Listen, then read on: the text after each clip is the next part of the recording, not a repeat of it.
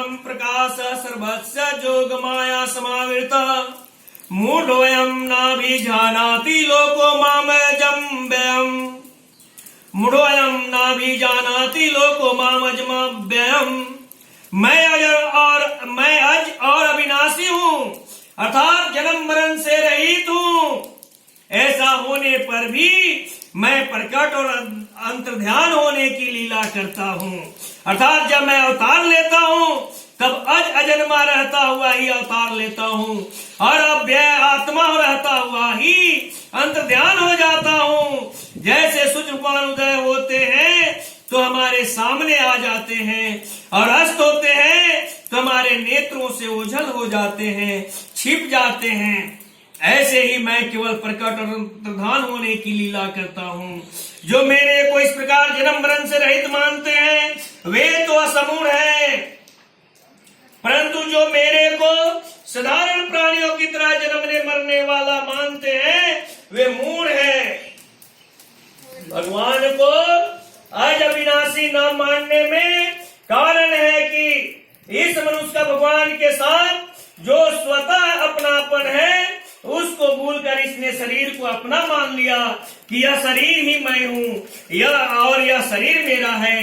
इसके सामने पर्दा आ गया जिसे वो भगवान को भी अपने समान ही जन्मने मरने वाला समझ लिया। मूढ़ मनुष्य मेरे को अजर विनाशी नहीं मान जानते। उनके न जानने में दो कारण हैं, एक तो मेरा जोग माया से छिपा रहना और एक उनकी मूर्खता। जैसे किसी शहर में किसी का एक घर है और वह अपने घर में बंद है तथा शहर के सब घर शहर की चार दीवारी में बंद है। अगर वह मनुष्य बाहर निकलना चाहे तो अपने घर से निकल सकता है, पर शहर की चार दीवारी से निकलना उसके हाथ की बात नहीं है।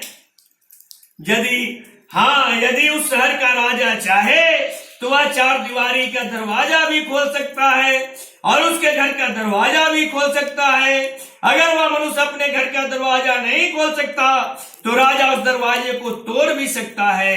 ऐसे ही यह प्राणी अपनी मूर्खता को दूर करके अपने निज स्वरूप को जान सकता है, परंतु सर्वथा भगवत तत्व का बोध हो तो भगवान की कृपा से ही हो सकता है, दूसरे के किसी भी ताकत से नहीं हो सकता।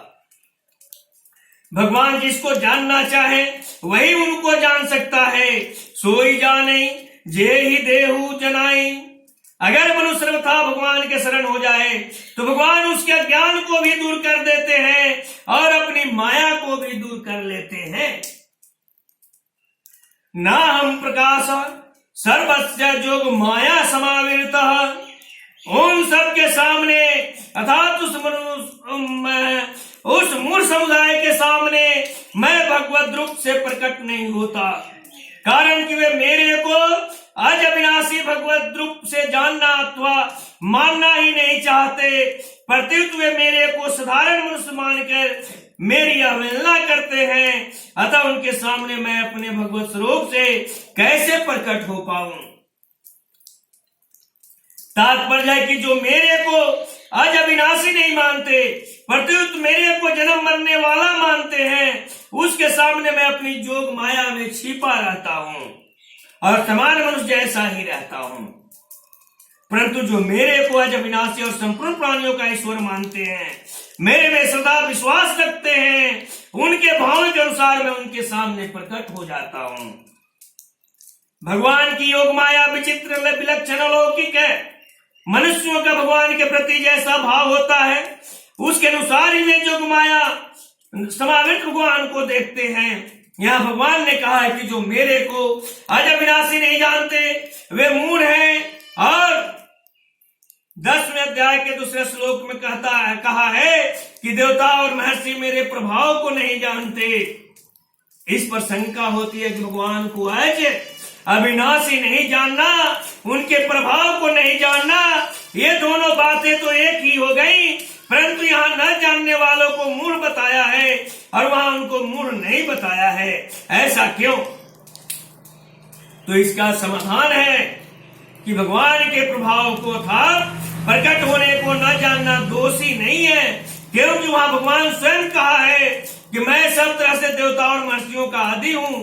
जैसे बालक अपने पिता के जन्म को कैसे देख सकता है, क्योंकि वह उस समय पैदा ही नहीं हुआ था, वह तो पिता से पैदा हुआ है, अतः उसका पिता के जन्म को न जानना दोषी नहीं है। ऐसे ही भगवान के प्रकट होने के हेतुओं को पूरा न जानना देवताओं और महर्षियों के लिए कोई दोषी नहीं है। भगवान के प्रकट होने को कोई श्रद्धा जान ही नहीं सकता, इसलिए वहां देवताओं और महर्षियों को मूढ़ नहीं बताया है। मनुष्य भगवान को अविनाशी जान सकते हैं, अर्थात मान सकते हैं। अगर वे भगवान को अविनाशी नहीं मानते, यह उनका दोष है, इसलिए उनको यहां मूढ़ कहा है। जो बुद्धिहीन मनुष्य भगवान को नहीं मानते, भगवान अवतार काल में सबके सामने प्रकट होते हुए भी उनके सामने प्रकट नहीं होते। ये यथा माम प्रपद्यन्ते तास्थं भजाम्यहम्। वास्तव में भगवान अप्रकट रहना चाहते नहीं, पर जो उनको नहीं मानते उनके सामने वे कैसे प्रकट हो। अवतार काल में भगवान लौकिक रूप में दिखने पर भी वास्तव में सदा अलौकिक ही रहते हैं, परंतु राग द्वेष के कारण अज्ञानी मनुष्यों को भगवान लौकिक दिखते हैं, अर्थात भगवान रूप से न दिखकर मनुष्य रूप से ही दिखते हैं। इसलिए हमें जब भी पूजा करनी चाहिए, निष्काम भाव से पूजा करनी चाहिए। कोई उनसे फल की अपेक्षा न करे तो मेरी भक्ति उनके पास सीधे चली जाती है। आप सूर्य भगवान को जल ढालते हो, आप सूर्य भगवान को जब जल चढ़ाते हो तो बहुत लोगों का कहना है कि यह जल क्या सूर्य भगवान को चला जाता है। यह बिल्कुल सत्य है। सूर्य भगवान को आपका श्रद्धा रूपी जल आपकी आत्मा से होते हुए उन तक पहुंच जाती है और आपका चढ़ाया हुआ जल शुद्ध होकर जगत की रक्षा करता है। बोलिए प्रेम से